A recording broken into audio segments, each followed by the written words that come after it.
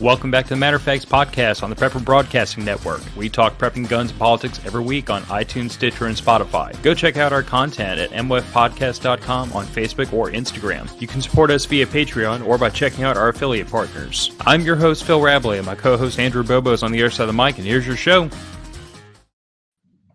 And welcome back to the Matter of Facts podcast. This is going to be a very interesting show because we have Trek from MDFI back on to talk us through the wonderful world of, I guess you would call it like firearms and self-defense related news. I don't know. A whole bunch of things happened all at the same time, and I felt like it was a good opportunity to get Trek back on to give us his thoughts. And at least in one of these cases, maybe a tiny little bit of profanity. Maybe. We'll see how it goes. I mean, I don't know if you get as wound up about the ATF as I do, but brother, these people are dancing on my last nerve. Well, I noticed that like the MOF account on Instagram is following the ATF. So why are you following? Yes. Why did you choose to follow him? Well, they look over the fence at us. He's looking over the fence at them. What's funny is they don't have they block commenting on all their stuff. Yes. Mostly because I would shit post them until they cried. Or until I got my door kicked in, one or the other.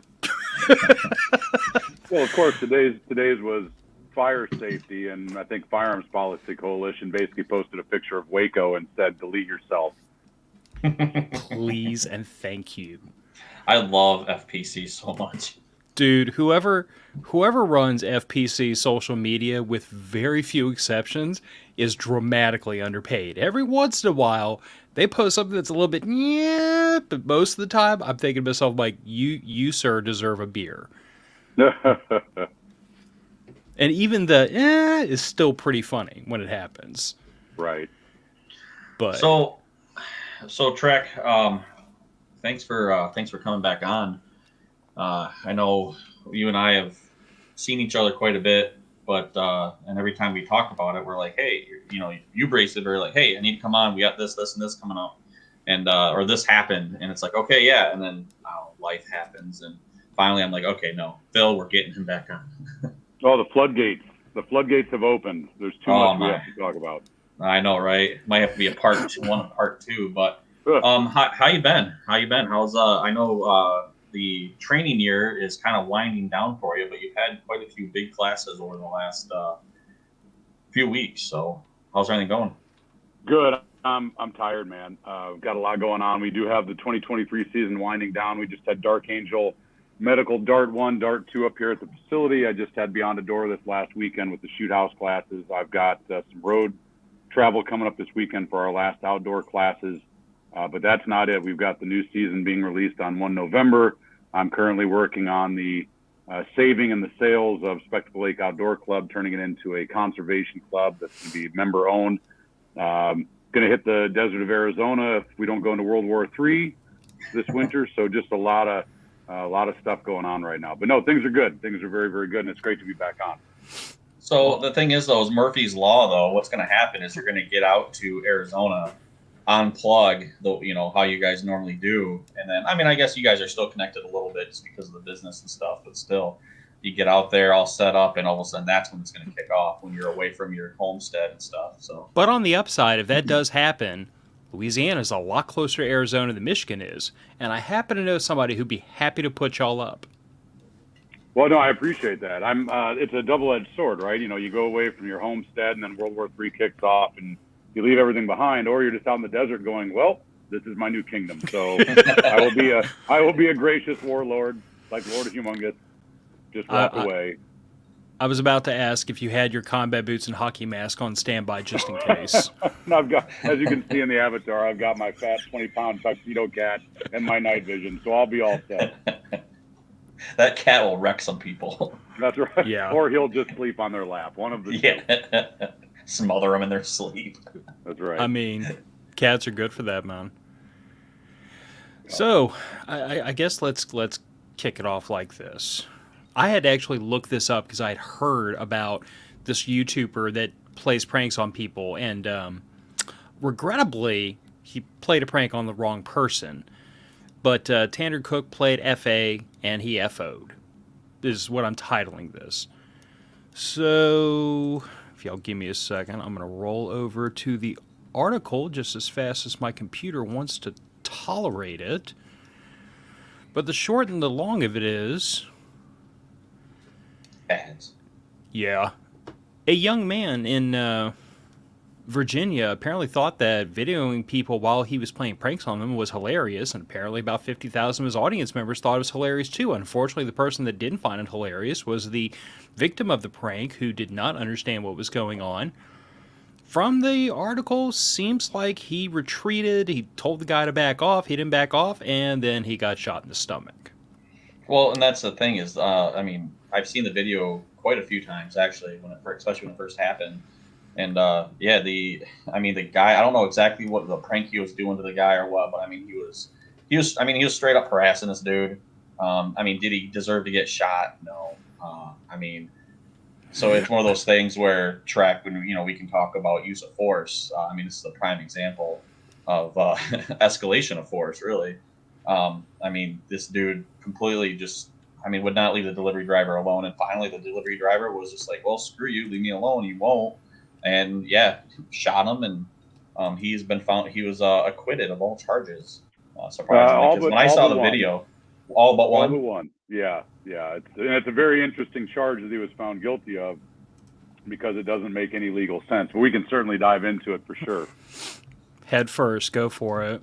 Yeah. So the downside is I get videos sent to me, links sent to me all the time, and I always have to ask, especially my cadre now, is this going to make me laugh or make me get really angry? And it's to the point now that I try not to open the ones that are going to make me mad and open the ones that are going to make me laugh. But this was one that there was no amount. It was like after Will Smith slapped Chris Rock, you just couldn't hide from the gif of the slap, right? And so people were sending this one to me left and right, and it was all over the news.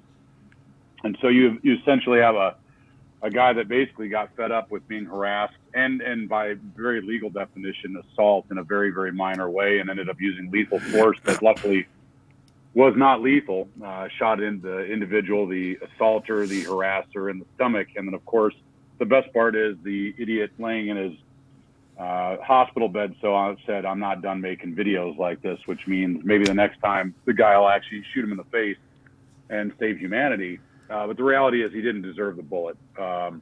Certainly didn't deserve the bullet. And it was a gross failure there's so many failures that I see from this one.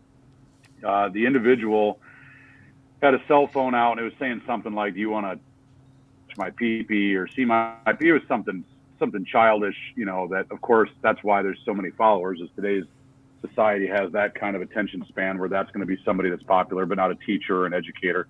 And kept getting in the guy's face, and he was trying to retreat. He was at a food court of some sort in a indoor mall. And as he tried to retreat and told the guy to get back, eventually, without even dropping his food, he just one-handed drawed, no sights, just basically point shot the individual at contact distance in the stomach. And that certainly changed the video and changed the attitude of the individual that was trying to get into his personal space.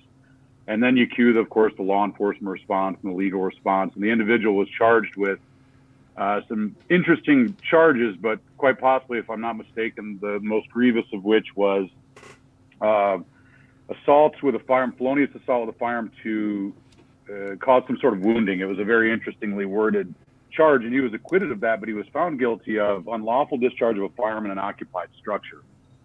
And before getting into that, the most dangerous thing that I saw, not only from the video, the train wreck that it was, not only that there's I say this very loosely, a grown adult, and lots of people out there that would call themselves grown adults that think doing this to a stranger is okay.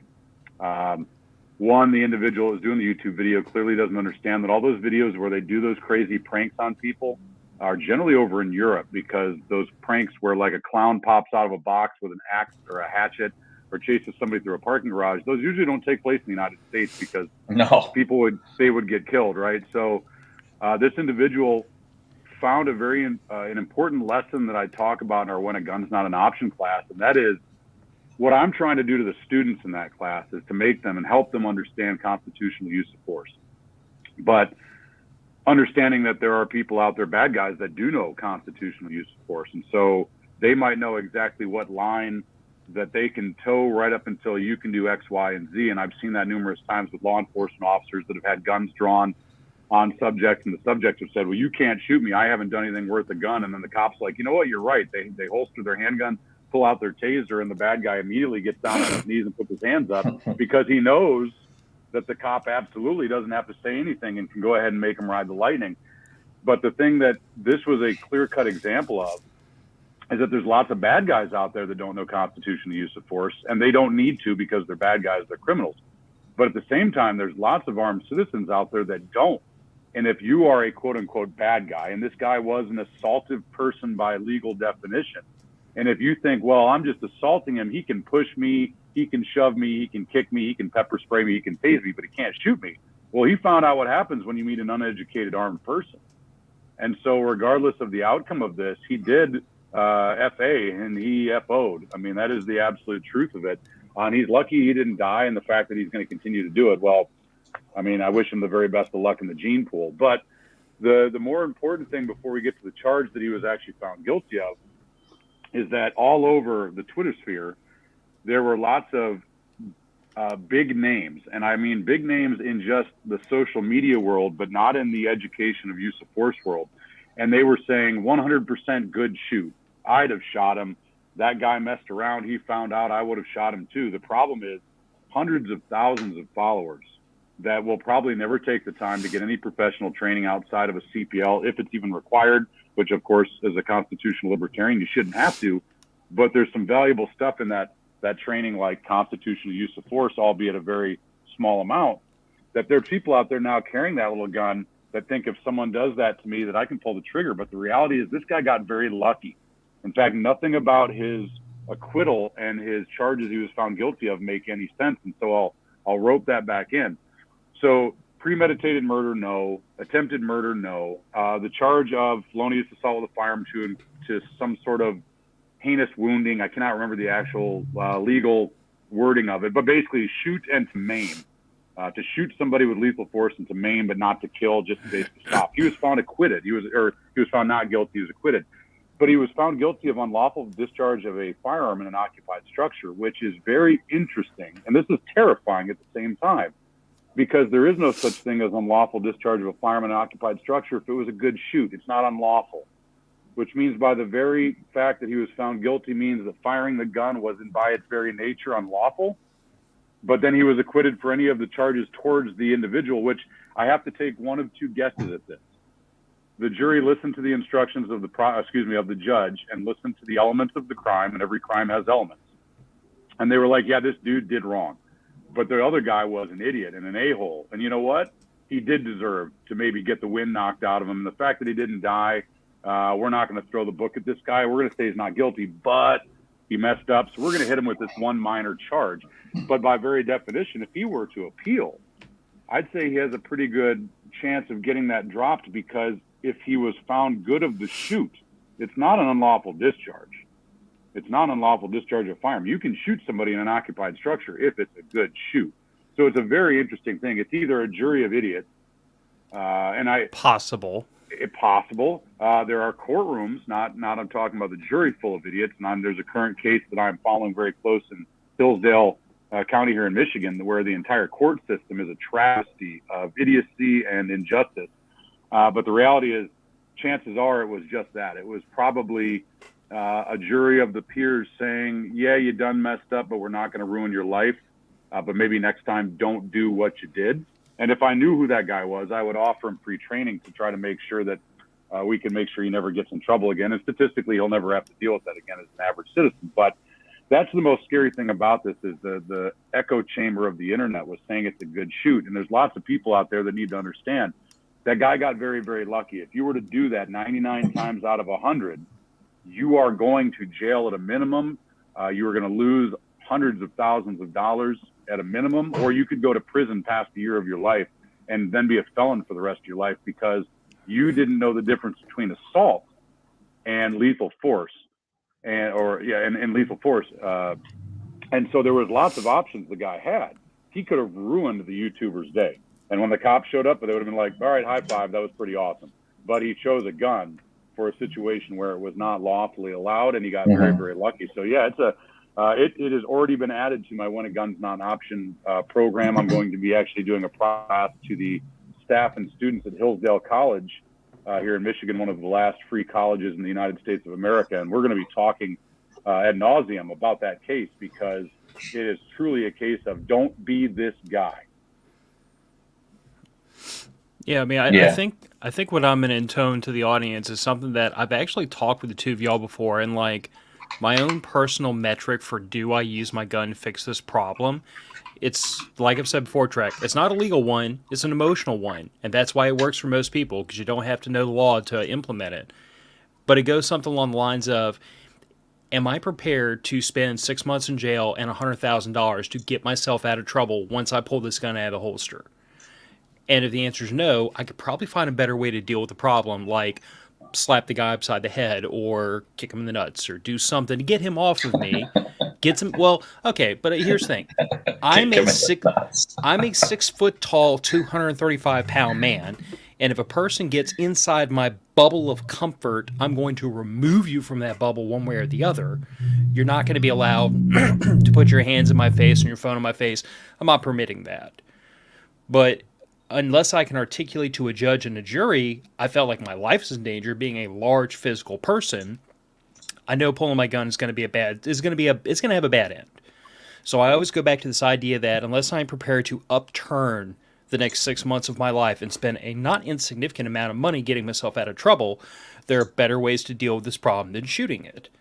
And that's kind of what I offer to people when they just begin the journey in self-defense. I'm like, the reason I phrase it that way is because if your immediate answer is, it is 100% worth all that, okay, then I have to believe that you feel like you're in a serious enough situation that if I don't solve it immediately with lethal force, the consequence is worse than 6 months of hell on earth.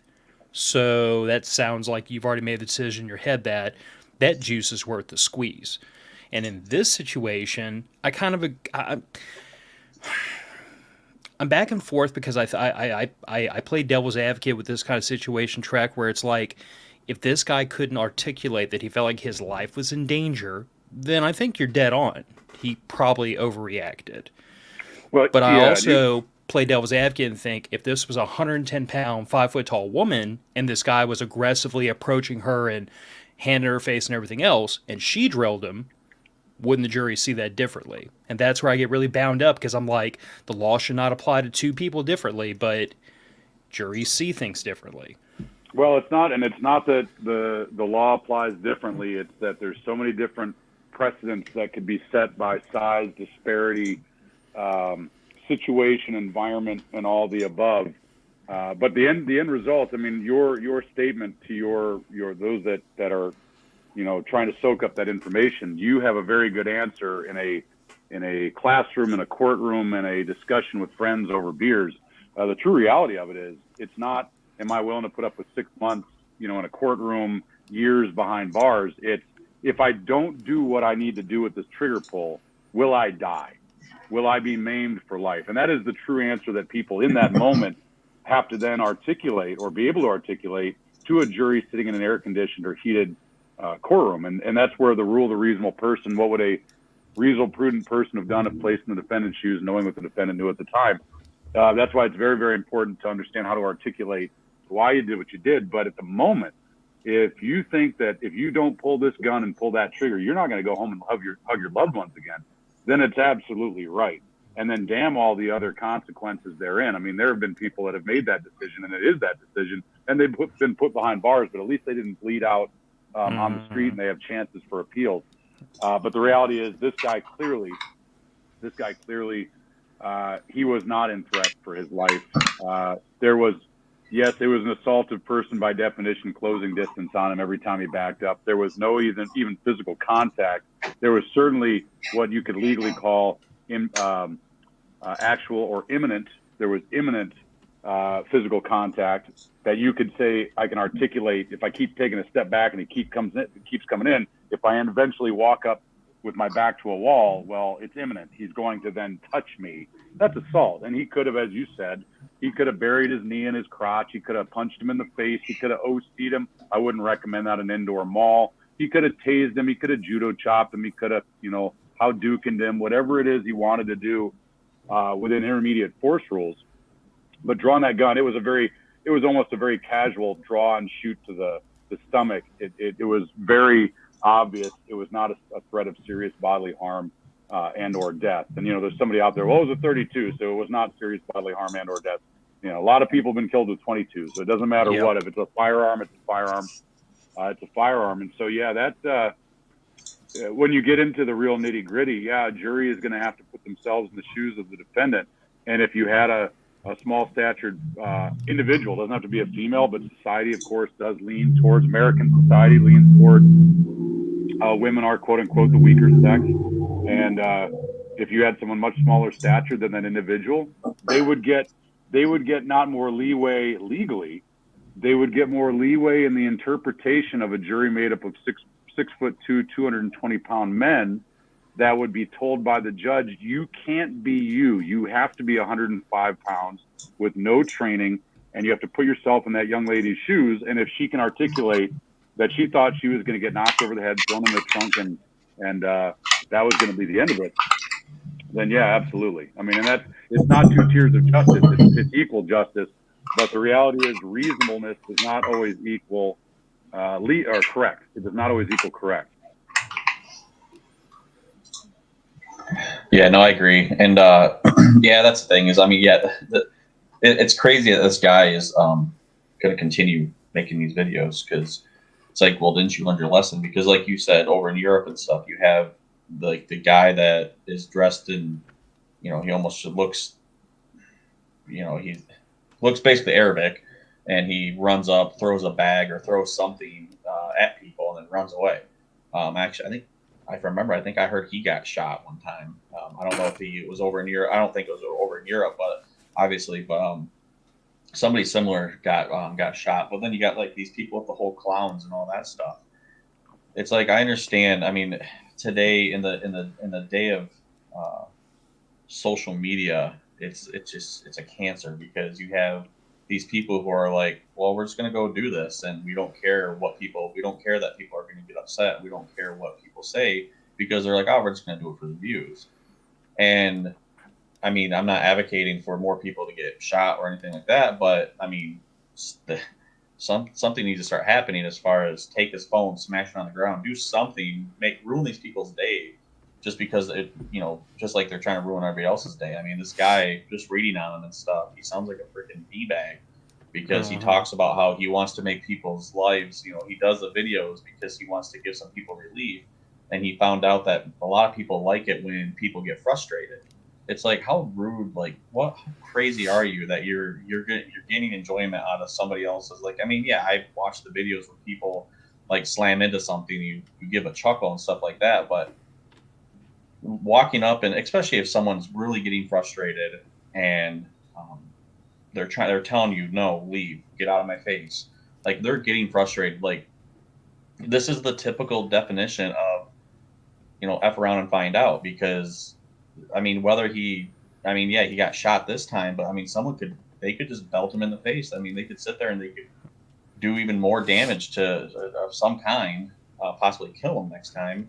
But hey, he got 10,000 clicks, so I guess I think that's called malignant narcissism, to be honest. Mm-hmm. Well, the problem with it is, he got even with not the bullet that he wanted, but he's got the notoriety. In fact, taking his name out of this would probably be one of the best things you can do, because that's exactly it, Phil. He's looking for that narcissistic feel good moment.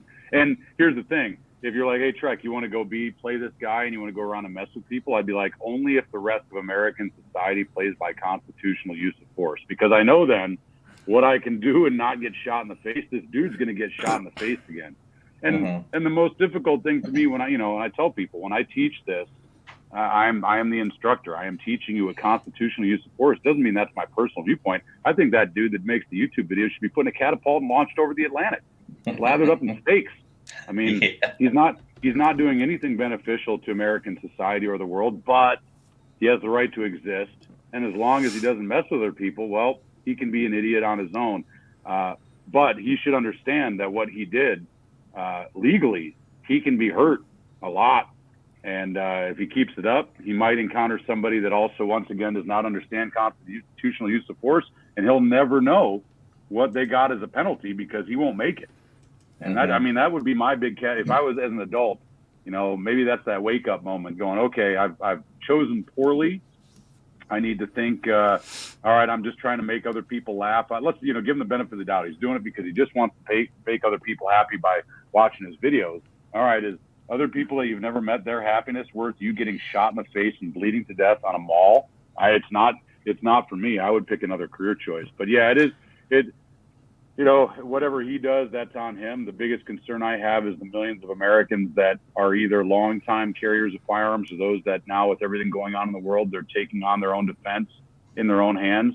If they listen to the social media voices out there saying it was a good shoot, they're setting themselves up for a really, really bad day instead of getting educated on what cool, evil, lawful things can I do to a bad guy that's just assaultive versus going to prison because I pulled the trigger on my handgun. Right, and the interesting thing though too is because this case basically got, I mean, the guy basically got acquitted of all but one charge. It's gonna get, to me, it's like, okay, well, what's the next person? I mean, now they're like, well, hey, this guy got acquitted, so maybe I can. So I don't know. It's going to be interesting to see the ramifications and what comes of this, and it's going to be interesting because I have a feeling we're going to be hearing about this kid in the news down the road because something else happened to him. Whether it's the person was trying to get away from him and backed into him and ran him over with a vehicle or something, this kid's going to be in the news again, and it's not going to be in the favor of him. Well, I'll be completely honest with you, man. He might be in the news again, but he will be buried under the hundreds of other people every day when I turn on the news that are also making very bad, very, very bad use of force decisions. You know, only Zimmerman had the notoriety to have the self-defense shooting where he was acquitted, but then get into multiple other problems just because his name was big and out there. You know, that's why I'm constantly amazed about Rittenhouse. I'm surprised he hasn't just disappeared and enjoyed the fact that he had a very, very bad moment. He acted completely acceptable, but he seems to just stay on social media, just, you know, poking bears. And I just would be like, you know what, I'm going to kind of maybe take it easy a little bit and let everybody forget my name because eventually I'm going to disappear to the desert. You're not going to see me. Yep. So speaking of bad decisions, and this ties right into a class that you just had. So hold on. So I guess for the audio listeners, we have to read the subtitles because I've been chastised many, many times because we started doing this stream in video, and I don't read the subtitles or I tell what's going on the screen for the audio listeners. I'm not getting chastised anymore. I'm gonna try to be better about this. So the Crown says no UTMs for the plebes. Now, UTM, we're talking about a training aid, basically shoots is a paint pellet? I've never played with the damn things personally.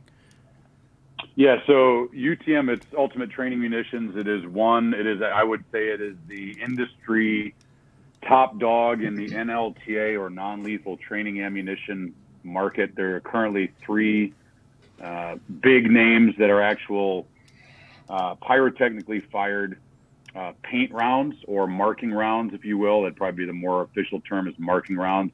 You have FX, which is the classic. That is the Simunitions, which everybody has heard about. I believe those are manufactured in Canada, according to the many boxes of ammunition that I have. There is Spear. Everybody knows Spear, like Spear Gold Dot. They make a round called FOF, Force on Force. And then you have UTM, Ultimate Training Munitions. They are evidently, and I did not know this, they are out of the UK. And they're the industry leader right now with conversions. Basically, for most handguns, it is either a complete slide replacement of a real firearm or, in fact, I believe it is. For handguns, it's just a slide replacement.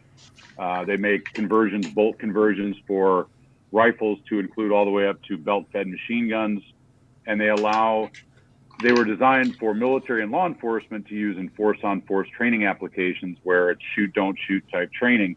And in the past years, it has been adopted by trainers like myself, and we use it for force-on-force scenarios for not only our military and law enforcement, but also by a great majority our civilian students for force on force. Very valuable stuff. Having to actually look at a human being make the determination if it is a shoot or a don't shoot. And so Aaron Cowan from Sage Dynamics posted on his social media that there was a letter from UTM that they were basically told by the ATF that they are no longer allowed to import the rounds, the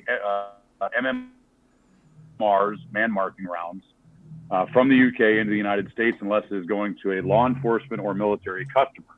Now, we put an MDFI official response out there basically saying, well, shucks. Right now, UTM has upwards of a 6 month, or before this announcement, had a 6 month lead time from the time you ordered to the time you'd even get any ammunition, and it's ridiculously expensive.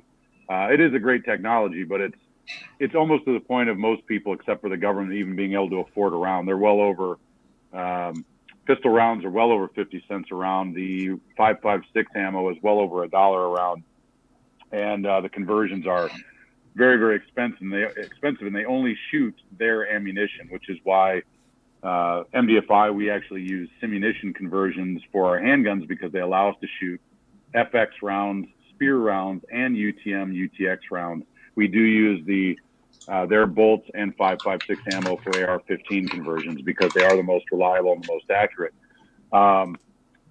The basic reality of this is it's not going to hurt us.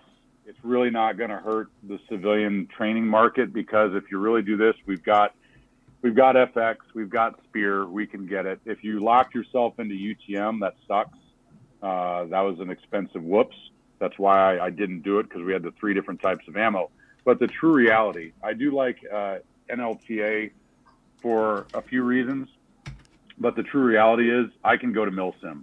I can go to Airsoft. At the point where you're doing force-on-force training, it doesn't matter. The students need to have what looks like, functions like, and feels like a firearm in their hand. But more importantly, it's not about the gun. It's about the processor. They are dealing with a situation of a shoot or don't shoot. So instead of putting a little paint mark on them, you're going to get a 6mm BB. Okay, you're not going to get a little paint round, but they're not just people you put in suits. They have roles for learning points, and they can dictate. They know when they get hit, where they get hit, and how they're supposed to react to that. The gun cycle. So it's not that big of a deal. What I do see, and first of all, I think it's going to get overturned really quick. I just don't. It's once again another great overstep by the BA ATFE. What I do think it's just the biggest takeaway from all of this. It is yet another brick in a wall of a government by the people, for the people, and of the people that is clearly not for the people. And I'm going to say I've actually saved this statement. I was going to make a social media post, but you guys I think are the best ones to share it on. With this just being yet another example of the ATF and their overreach and their unconstitutional actions, I have to say, as a former law enforcement officer, I worked with bad cops. I've worked with lots of great cops. In a civilian capacity now, there's lots of great cops. There's quite a few D-bag cops out there. I have met some true patriot ATF agents. In fact, the one that I always remember was John Dodson, who was the whistleblower for Operation Fast and Furious, who I sat on his couch in Arizona with the members of Brian Terry's family, and he had just got his job back. They basically, under reciprocity, fired him for spilling the beans on us arming and equipping the cartels. And they fired him under reciprocity. He fought, got his job back. He was telling me, yeah, I got my job back, but they're making me sit in an office. They're not giving me any work. And they all hate me because I had the audacity to spread the information about their illegal actions. Well, he's long gone with the Bureau. I'm sure he is retired by now with a government pension, well-deserved for as many years. And I'm sure there's I probably have friends in the military that probably work for the ATF. But I think we're at a point in time under the current administration that we are at a point where patriots that are wearing that uniform, they need to say, whose side am I on? And it doesn't mean that you're evil just by being part of the ATF, but if you keep going on, you can't be one of the good guys anymore. And I think that's the true problem. And it's time to take your badge, give it to the boss, take your gun, give it to the boss, go work for an agency that's actually doing their job in accordance with the U.S. Constitution. But it has been very, very clear. The ATF is nothing but a strong arm of the current administration. and they're not working within the confines of, one, the legislation that governs them, and two, the ultimate legislation, which is the Constitution of the United States. And so for those out there that were listening that might be part of the ATF, just there's lots of great cop jobs out there, and they want you, but just get out, because you're going to be asked to do something, and you're going to have to make a choice of a paycheck or your soul.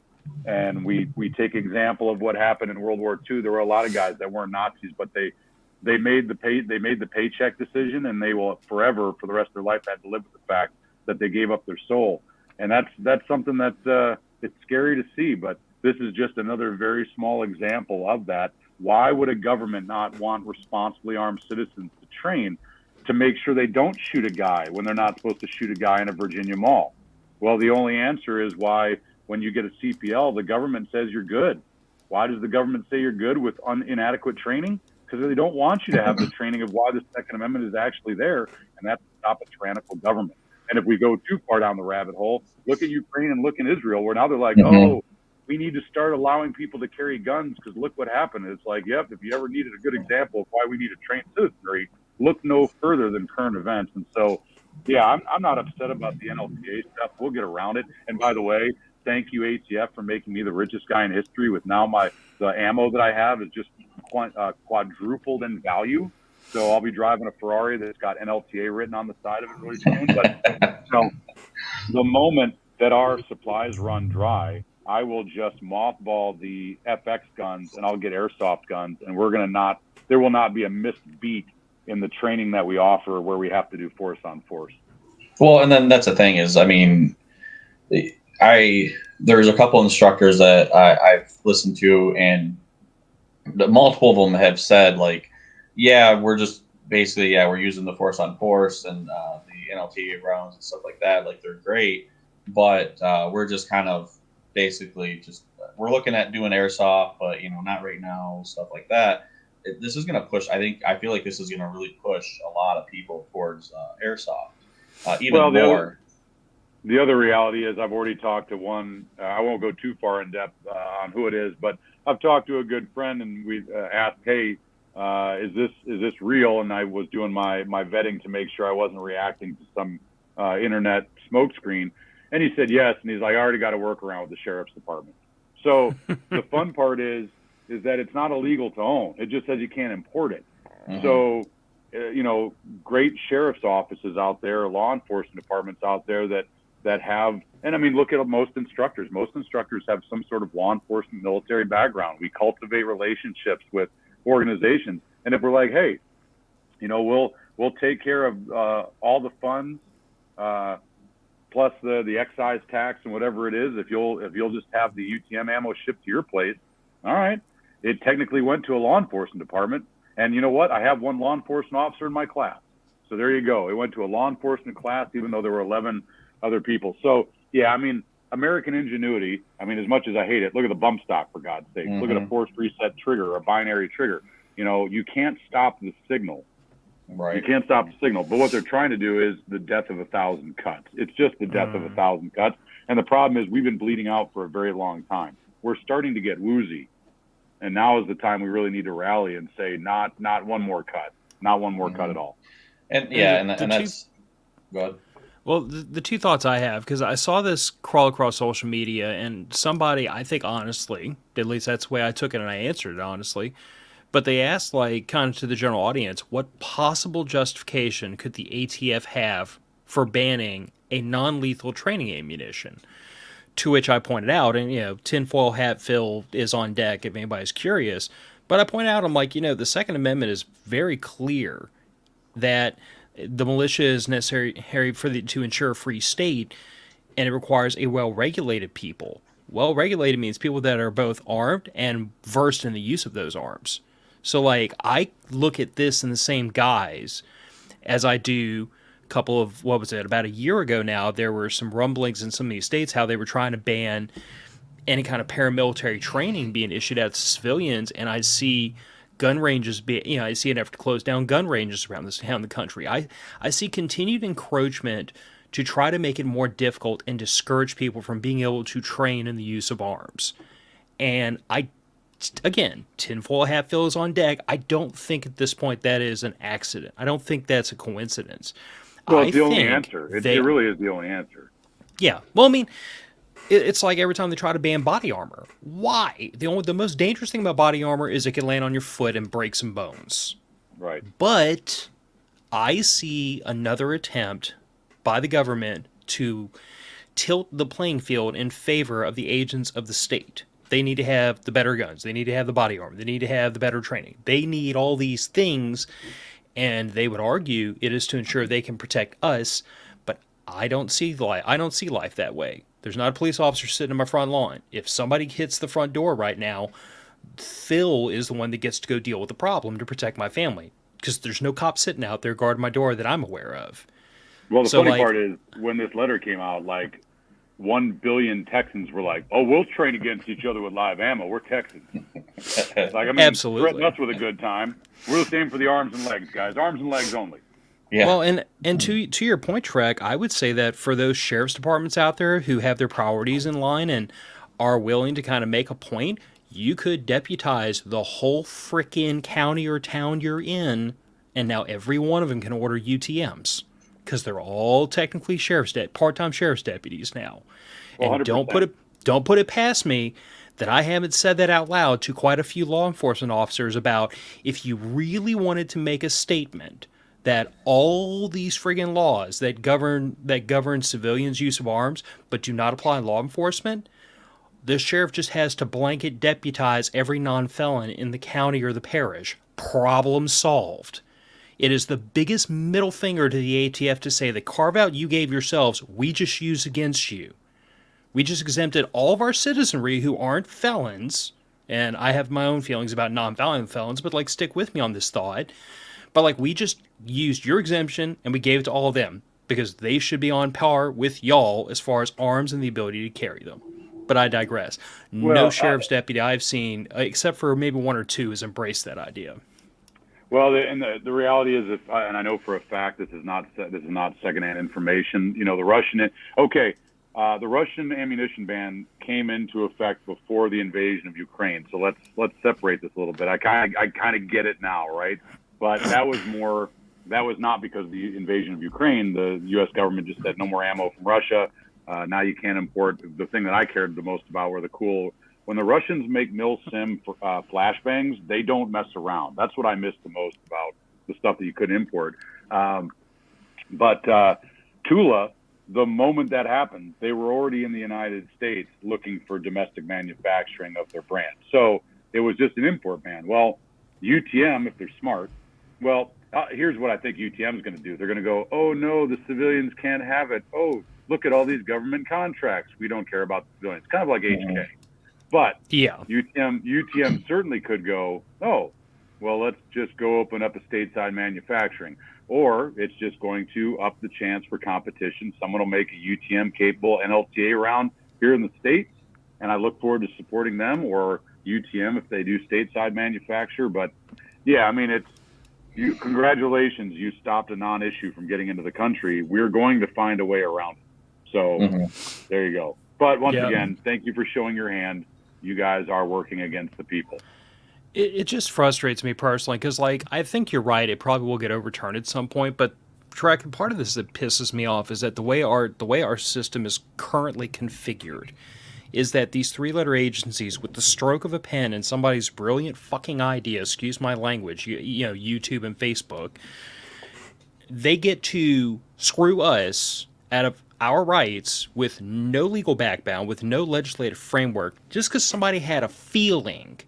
And then we, in order to claw that back from them, have to spend tens, if not hundreds of thousands of dollars, months in a courtroom, and the combined effort of hundreds of people to shove these issues through the court system from district to circuit to state appeals to federal courts, and sometimes all the way to the Supreme Court before we get a resolution that we always knew we were going to get, but it always takes for freaking ever. And at the end of the day, the idiots that initiated this nonsense in the first place don't even get so much as a smack on the back of the hand. They literally sat at their freaking desk collecting their freaking paychecks and screwed us 10 times as hard in the meantime while we fought them in court the right way. That's a No, lie, I hear you, but man. I hear you. it pisses me off. Just once, No. just once. I wish that whoever inked their frickin' name on this nonsense got personally sued and destroyed in court. Career ruined, pension taken from them, put in frickin' prison. If you sign off on unconstitutional crap, you're liable for it. And yeah, that's probably going to make a few people a little more hesitant to put their name on stuff. But that's the way it should be, because if the consequences don't apply to the person doing it, they have no incentive to stop. Well, and that's the issue with. That's my first rant in 6 months, Andrew. Thanks. I needed that. No, I hear you, man. There's somebody out there, and for those who've never read government documents, there's somebody out there that got a promotion for printing this page intentionally left blank on government documents on what's supposed to be a blank page. And I have read government documents. Nothing will make you embrace anarchy faster. Nothing. No, I mean, but that's the thing is, like, we have you look at the brace ban and then the frame receiver ban that the ATF pushed. I mean, just basically without somebody decided to say, hey, you know what? It's been about 10 years or so. There's millions upon millions of these in circulation. I'm guessing they probably saw a revenue drop from people not registering their SBRs because they're just, they put the brace and everything on there. And they decided to say, hey, let's screw the citizenry and let's just rewrite the rule without congressional approval or anything like that. They basically make a law in a way. And what's interesting is, like what you said, Phil, is basically it takes time. The rule goes into effect, and we have worked that there's people. They want you to. Come on. They want you to. They want you to abide by it. Yeah, they want you to abide by it, abide by the rule, and say, "Hey, I will turn everything over, whatever, whatever you say." And that you saw mass noncompliance with the whole the pistol brace, the amnesty period. You saw mass noncompliance to where the ATF was going on and saying, "Hey, let's go ahead. We're going to give you this amnesty period where you can register your SBR. No."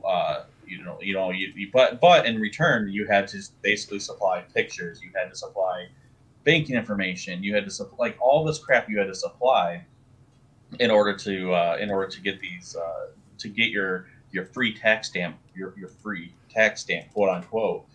And that's the thing is, like, you're sitting there and okay, it gets challenged by FPC and multiple other organizations and companies, and then it goes all the way to the Supreme Court, and then basically the Supreme Court's like. Or actually, I'm sorry, it doesn't go to the Supreme Court at first, but basically a court says, yeah, that's unconstitutional. We're gonna, basically it's null and void. What gets me about the whole pistol brace and stuff is the ATF was like, nah, we're gonna appeal, and they petitioned the Supreme Court, got an emergency hearing, and the Supreme Court's like, yeah, we're gonna strike it back down and push it back down to the states, and then basically they sided with the ATF. And then now it's going all the way back through. And thankfully, like FPC and stuff like that are around to do this. But like what you said, Trek, is it's death by 1,000 paper cuts, and we've been bleeding a lot lately. And it's nice to see a win every once in a while, but something needs to change. And you have all of this crap happening where basically, like what Phil's saying, like there's no consequences. Like we need to bring back something, or there needs to be rules or laws or something needs to be put in place that there are severe consequences for anybody that when they push on unconstitutional laws. I mean, look at Michigan. We have a multitude of anti-gun legislation that got pushed through, like shoved through hard, and they're looking at pushing more through. And it's like, okay, well, there's no consequences for these Democrats and these anti-gun legislators who have pushed this stuff through.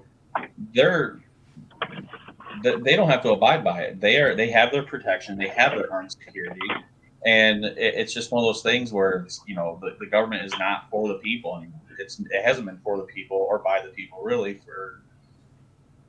for decades probably. Well, I truly believe, and this is for like part 2, part 3. I truly believe that just where we've gone from the founding of the country with lessons learned. We've gotten better. There were many things about the country that was not perfect and will never be perfect, but I think there was time where we were striving for being better. And I think at a certain point in time, I just saw the comments out there in chat that the enforcement of oaths definitely have to be by the citizenry. Well, we've become very lazy as a citizenry, and those that have been our demigods have been sneaking actions to subvert the founding fathers' ideals of what this country could be.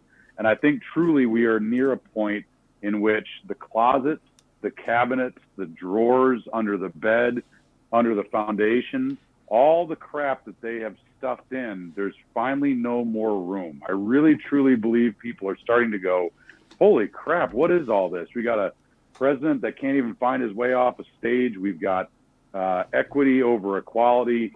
The world's burning down around us, and we have no one at the helm of the ship. I truly believe that the dirty clothes of not just the current administration, but that, I hate to use the phrase, the deep state, just the government itself and all of its evils that it has done, there's no more room to hide it. And people are just kind of saying, well, what's that? And they're like, that's nothing. They're like, no, it's literally your drawer is overflowing with crap. They're like, no, it's no big deal. I was like, no, we can see it. And I think that's truly it. So this is, on the flip side, though, the citizenry may have gotten lazy, and that's the signs of a soft time. How can you be lazy? Well, bread and circus. But it's even important, though, that if you are, I'm sure somebody listens to this podcast, you're like, well, I probably pay attention a little bit more than everybody else, but I'm also an adult and I have an adult things to do. Whether you're a supporter of FPC or GOA, or even in the state of Michigan, MCRGO or MGO, like, there are organizations out there that by their very charter, they're like, hey, what do you do for a living, Trek? Well, I teach people how to shoot guns. What do you do? I tell the government to F off every day on FPC. Like, I'm going to give you guys a little bit of money because I would like to do that, but I don't have the time because I got dinner to make and, a car to drive. So, yeah, so I think that's we're reaching a point where those that are paying attention, they're not having it anymore. And we're seeing things in real time, which I think is really, really wild. We're really seeing people that are kind of like, I'm not putting up with it anymore. Yeah, exactly. I guess speaking of predictions, this is a good segue to one of the conversations that kind of brought up on the show here. The one time, we sat down, this was before COVID. When COVID was this is actually happening during, this was like when COVID was like, hey, I'm in China. And we're like, hey, it's starting to make its way across, and we're starting to see some cases. And they were like, well, 2 weeks to slow the spread, like that whole situation. What was the date of this episode? I would have to go back and look at it. It was the week you got back from getting married in Arizona. I was going to say, that must have been right when I got married. Okay. It was right when you got married.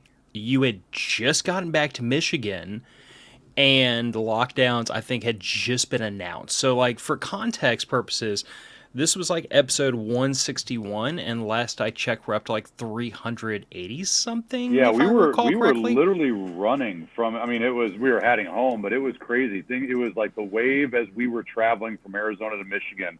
The craziness was kind of following us in the Winnebago. So you brought it home, in other words. Of course. Still haven't had it, but I brought it home. Yeah. So yeah, that is the backdrop behind this old episode, which for our patrons, it's episode 161. You can go back and listen to it. And for those of you who aren't patrons, I hope you caught it 3 years ago, because we take down old episodes every so often, and only the patrons get to go back and listen to, like, content that's 7 years old, and it's two of us bumbling around like idiots. But they find it entertaining for some reason. They can listen to a current episode and they get that. Yeah. This is back before you guys actually had epic backdrops with neon lights and all sorts of things. Right. Oh yeah, slightly less amateur hour. But the reason this is coming up is because one of our patrons, Stuart, pointed out the next time we have you on, we need to go back and revisit some discussions we had back then. And I'll out myself first, because my prediction turned out to be very foretelling. But apparently I made a comment about how hurricane season was coming up, and I felt like my family was in pretty good shape for a hurricane. You know, we had a generator, we had fuel, we had food, we had water, yada, yada, yada. And somebody, probably my co-host, made a comment that I needed a chainsaw. And I I apparently do told remember that. and I So I apparently remember told making fun of you. and I apparently told you, oh no, I don't need a chainsaw. I mean, you know, we get a couple of sticks fall in the yard every hurricane. It's not a big deal. And then Ida happened. And then Or Hurricane Ida decorated my yeah. front yard and my roof in oak trees. And Mm. all of a sudden, the bow saw and the axe were not sufficient any longer to deal with the problems I had. And that was when I finally bought a chainsaw. And I have endured endless, endless ribbing from all of my prepper friends about, you idiot, why didn't you already have a chainsaw? Well, you Yeah, know. I remember that. Yes. So apparently I shot my mouth off about how I did not need a chainsaw. And then, what, a year later, I really, really, really needed a chainsaw. Really, really badly. You know why the Pilgrims had like a life expectancy of 35 years old, right? Because they didn't have a chainsaw, dude. Well, you know, you live and you learn. But since I'm outing people whose comments were horribly foretelling, Trek, I have it on good authority because I listened to the episode. We were talking about how you expected COVID to last, or the lockdowns to last 2 to 3 weeks, and you were like talking about either basically suspending business for that period of time and then resuming it, or you were talking about possibly having to pivot some of your classes to online only because Yeah. in-person classes were not going to be a thing for a while. And then the lockdowns not only went thermonuclear, but they lasted a lot longer than you were expecting. So, Well, at that time, they were still kind of talking 2 weeks to slow the spread. yeah, Well, true. yeah. Well, I guess I have to. COVID didn't. There were no lockdowns here at Trexico. People. I mean, we had family. It was one of the most surreal moments. We did a family Zoom thing, and most of my family were in big cities. In fact, a lot of them are on Long Island, New York City, Denver, Ooh. Colorado, and we're doing this Zoom thing, and everybody looks like they're. I haven't left my apartment in 1 month, and Allison and I are literally walking around with an iPad, and they're like, "Where are you?" We're like, "In our backyard." "What are you doing?" "Doing yard stuff." "What's the lockdown like?" "Every other day." I mean, Yeah.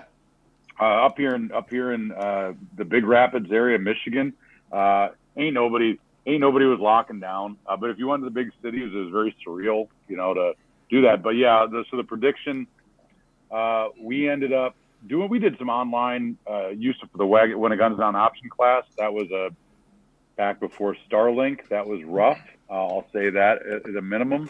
But we tried to be good little citizens. They told everybody to lock down. We postponed and pushed back classes. Like good little citizens we were. We hardworking Americans, taxpaying Americans, we put in for the Paycheck Protection Program. We lost over $100,000 in revenue, and the U.S. government was like, they were like, "Here's $1,000. We're willing to give you $1,000."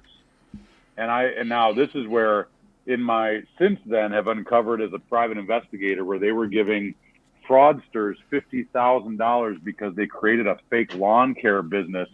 One of the biggest frauds ever done in the United States of America. But the moment that we got this letter from the government saying, "Oh, we'll give you $1,000," I looked at Allison and said, "We are a Second Amendment protected business. Open things back up," and we were rocking and rolling. Mm-hmm. We had, we did some mask protocols as far as we're not wearing masks because 1, you need to hear us. 2, you need to see us. But if you want to wear a mask, you can, unless it fogs up your glasses, because your firearm safety is far more important than you believe this mask is going to work safety. We did have some people wear masks.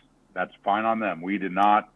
We just did business as usual. But it is, I would truly stick to my standpoint, though, that COVID really wasn't the issue. Like, COVID wasn't long. It was the government that stretched things out. And we saw that across the world. I mean, look at how many countries found out how many Nazis were in their government. I mean, Yeah. Hey, Australia, good day, mate. How's it going? Like, do you guys feel good about giving up all your guns? Because you guys were literally in concentration camps. Hawaii, here in the United States, Tourists would show up on a plane. They're there for a week. They were told they had to be in a hotel room for 2 weeks, and they get arrested while they're sitting on an empty beach. Mm-hmm. I mean, we COVID, and it's going to be around for the rest of our life. But it's crazy. It's crazy. And I see. Am I to understand that no bullying took place for classes? No, the big thing that we were adamant about. Nobody was telling us the truth about. No one was telling us the truth about COVID, and I believe that pretty much right off the bat. We've had an ego-free zone as long as I've owned the company. If you showed up to a class and you wore a mask, there is no comment that you're going to get from us. The only comment that I would give you is if I look at you and your glasses are fogging up and you're trying to shoot, I would have you holster up and you wouldn't be able to shoot for the rest of the day because that's a safety issue. But if you could go through cover and movement wearing a mask, that's completely on you. But here's the reality. I know that of very few people that did, it was because a significant other or family member kind of begged them to do it while they were at the class. And of course, we get that, family pressure, things like that. But I guarantee you a majority of those people that were really worried about it, they just didn't come to a class. And I totally get it. So, we did the thing we needed to. We put out a COVID-19 statement for legal purposes to make sure our policies were there. But the Dark Angel guys were checking people's foreheads with a laser thermometer when they'd come in. But, what we found out, if you were in good shape, it was a bad flu. If it wasn't, it was awful. What does everybody not care about? Evidently where it came from and who was responsible for it. That's what I care about the most. But, yeah, I never thought that we were so full potato. I guess that was that naive. It's sad, naive at 41 years old at that point in time to think that the U.S. government would boondoggle us that bad, and they're still doing it. Evidently, biggest thing I got to worry about right now is climate change, not World War III. So yeah. No, I remember because I need to go back to my emails and look around for some of those because I remember those emails that you guys sent out regarding the masks and stuff like that. And if I recall, I want to say I can't remember if it was a foundation handgun or rifle class. One of those, I remember getting the notification like, hey, thanks for signing up. And then I got an email saying, hey, by the way, you're coming to class. If you want to wear a mask, you can. If you don't, then more power to you kind of thing. I remember reading that. So, I remember the one all I remember a lot of unnecessary emails looking back at it, but we did get one nasty gram from a guy and the science says this and that. And, you're telling people not to wear a mask and I'm not showing up. And I was like, well, you already paid. So I appreciate you letting me know because thanks for the money. But the big one was, he was trying to say, well, the science. And what have we found out many years later? Of course, what all of us knew that if I wouldn't go into a tear gas chamber wearing a cloth mask, I sure as hell am not going to try to protect myself from something 1 billion times smaller than a tear gas particle with a cloth mask. But, when someone says the science, you find out many years later, I've never gotten an apology email, and I doubt I never will, right? So right. The worst part is, and in many senses about the whole situation, there are people that have been bamboozled. And the thing that I was actually talking to Allison about the other night. I said the thing that I'm concerned the most about with the what we put up with and what we're still putting up with because of that nonsense and that just absolute lie is that you could come out, Wuhan Institute of Virology could release the dark COVID, like the dark Brandon, right? It could be called the Pedo Hitler virus 20. Yeah. And let's say that it's got an R naught of 2, where it's killing, incredible amount of people. If the government were to tell me we got a great vaccine for you, I'm going to be like, I don't trust you, and I'll probably die because of it. And that's what bothers me. And I won't get too political tonight. I was really happy to see that RFK is running independent. There's a guy that was naturally Democratic that I love listening to because he brings receipts and the stuff that he was saying about, I'm not anti-vaccine, but here's some receipts you might want to pay attention to and the scary stuff that people have known, but they've been hiding from us. We need whoever it is, we need some new blood to actually start working for the people of the country. And it's terrifying now. I think many Americans no longer have faith in the system, And I, for one, am one of them. I no longer have any faith in the system. And I am someone that gave nearly 10 years of my life to the U.S. military. And now I look back on it going, what a free, I mean, aside from what I learned, the discipline I gained, the training they got, the degrees that I earned, the friends that I made, what was it for? Because it clearly wasn't for the people of the United States of America. So, yeah, I looking back on this, it's kind of interesting to see that I said that, because I guess maybe at that time my naive self just thought, we're not that gullible. We're not going to put up with this for that long. But, oh, yes, we are. The next time it happens, I can guarantee you I'm going to go, you're lying. You're lying about everything. So a couple of things. Raggle Fraggle's in the chat saying he needs to read up more on RFK's anti-gun policies. I will say that RFK, Robert F. Kennedy Jr. is an interesting person to me, because depending on the issue, there are times when I'm sitting there nodding my head vigorously, like, okay, this makes sense. And then there's times where I'm shaking my head vigorously, like, no, abandon ship, back up, go the other direction. Don't take that policy position. But at least at a minimum, it sounds to me like the guy has a platform and he has his opinions, and it seems to me as though he is trying in his own mind to do what he thinks is right for the country. And in the instance where I'm dealing with a person who thinks they're trying to do the right thing, I might disagree with you about what the right thing is, but I can at least respect that you're trying to do the right thing and not towing a party line to screw the country for your benefit. Well, I think one of the most interesting things about him is that he would be willing to sit down with you, Phil, and actually listen to you, versus having a party line that you are an enemy of the country. And as he has said, if you change his mind, he'll change his mind. And I the gun issue to me is the one issue. The rights of the people to defend themselves is very important, and I would be very curious to know what his take on it is. But I can tell you this: I said if he is going to step in, if he has a chance of stepping into the White House, there are so many other issues that are going to decide the fate of this country, and it's not going to be if you and I have an AR-15. So, nope. In 4 years, I would be willing to listen to somebody up until Election Day that says, well, you and I, Trek, disagree on firearms, but let me tell you the 45 other issues that I've got before I even care about it.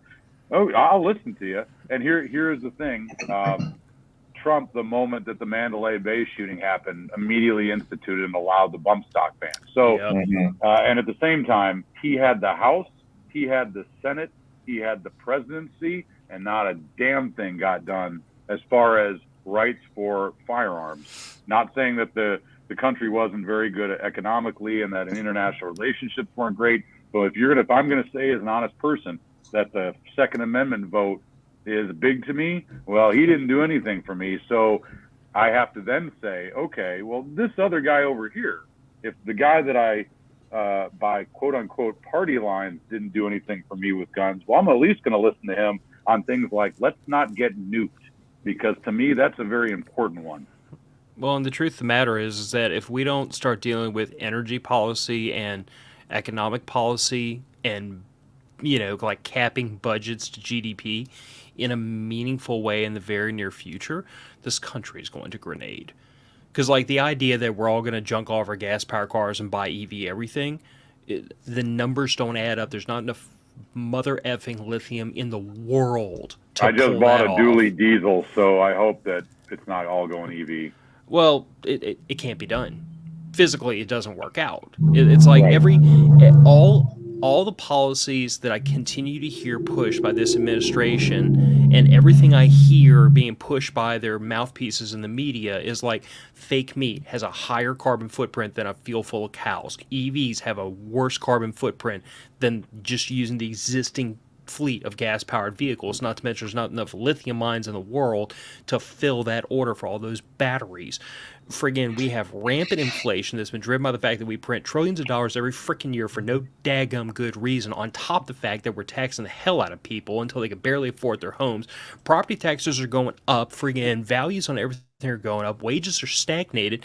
This country is in the middle of a freaking slow motion meltdown, and it's not gonna get any better until somebody with a bit of common sense gets into power. And I might add on top of that, Once we get that person with common sense into the White House, once we get them into Congress, boys and girls, the problem's not going to be fixed overnight. The fact of the matter is, Americans have gotten so damn... I swear I'm going to move on after this. I just got to let it out. But Americans have gotten so freaking anesthetized by the morphine, the opioid of cheap freaking debt, that we have lived our entire lives eyeball deep in debt, giving hundreds or thousands of dollars to the banks every freaking year, not thinking twice about it.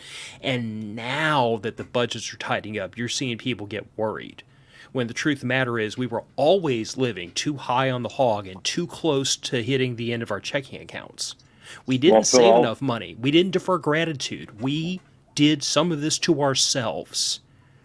And now we're paying for it. No, absolutely. We were at a wedding. One of Allison's good college friends got married, and two other friends were there, and the husband works for one of the big three in the administration. And I basically was just talking over a beer and said, how's vehicle sales? Because this is when, of course, the interest rates are incredibly high. And he looked at me without even missing a beat. He goes, oh, God, they're great. He goes, nobody cares about debt. He goes, we're selling cars like it's going out of style. And I just was amazed. Allison and I have worked very, very hard to get out of debt, and we do not. We live on what we can afford, and that's we've both been there, right? So that is amazing to me when his response was so quick that they're not hurting. Like people are just stacking debt and stacking debt and stacking debt, and they're not thinking about when it becomes due, right? And maybe they're operating under that after World War III. There's not going to be any collection agencies. And then they will be the smartest people known to mankind. So this makes me want to go buy a yacht, actually, right now. Well, but I will intone this, because I recently had to learn this ugly little fact to educate somebody that's near and dear to me. But for those of you out there who think that's what your game plan, that you're just going to stack up the freaking debt, I got news for y'all. In almost every state in this country, if you owe anything in consumer debt, mortgage, cars, credit cards, any of that crap, guess who's in line ahead of your heirs? When you pass away, and if you think you're going to leave anything to your kids, even though most people don't give a damn, but stick with me on this. If you think you're going to, everyone is in line ahead of your kids, which means that credit card that you're carrying the balance on, the cars, the yacht, the boat, the mortgage, your kids ain't going to get a thing. So, let's call it what it is. I'm not saying anybody owes their kids any of their wealth. I'm just saying that for years and years and years and generations, we understood that generational wealth was a thing. And if you pass anything down to your kids and they managed it well, it would help them generate generational wealth that they could pass on down to their kids. And that's why there's still some families in this country who couldn't go broke if they tried. And there are some that every generation basically start from scratch. So just think about it. If you've got the whatever the credit card is with the high balance, your kids are in line behind all that. So just, food for thought. Yeah, we might have to have another episode with Trek on talking about this kind of stuff. You know what? I wasn't all wrong. No, you weren't all wrong. So I have to read the subtitle. Andrew, desperation will drive people to theft to feed their families. And this, I listened to this right before you came on, was in the context of, if the lockdowns lasted too long, people basically wouldn't be able to go to work, wouldn't be able to get paid, wouldn't be able to afford groceries, and they would resort to theft to feed their families. And what we saw during COVID was kind of interesting, because most people didn't get impacted like that. They got quote unquote enhanced unemployment. They got paid to stay at home. Amazon, Walmart, all your big box stores made out like freaking bandits because they were allowed to stay open no matter what. People had money, they were able to shop. Supplies. Oh yeah, mom and pops got screwed in this deal, I might add. But a lot of people didn't really see, I feel like the people who were driven to desperation were not the kind of people who were going to go out and steal to feed their families. They were the people that, I hate to say it this way, they went bankrupt. They went bankrupt to try to get out from underneath the debt. But what I have noticed, and the correlation I'm drawing is, what have we been seeing in the last 4 or 5 months? Flash mobs, where people just loot a store dry and then sell it on eBay. And it's not to Well, feed the then, families. I don't think it no, is. I that's think it's just taking because, advantage of a weak system. yeah. Yeah.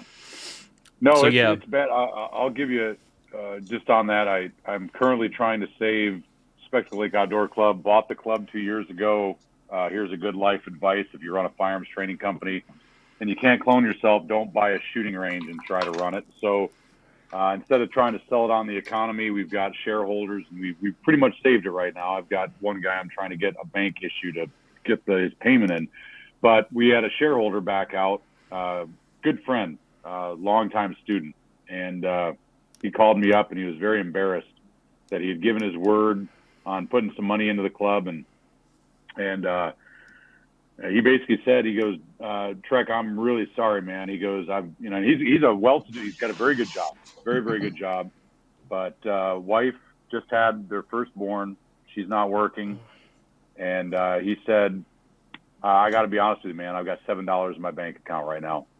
And he said, we keep trying to save. We do not spend frivolously, but daycare, food, gas, it is, he goes, we keep every paycheck. We pay off our debt, but when it's paid, I've got $7 in my bank account. I cannot do this.